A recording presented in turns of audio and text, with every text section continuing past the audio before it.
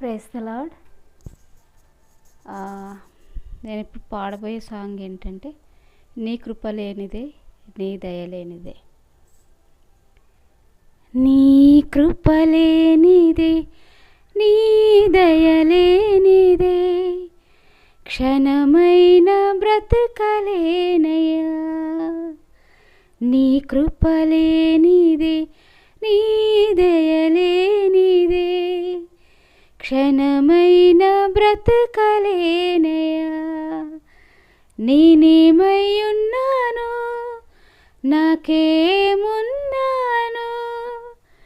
కేవలం నీ కృపే. నేనే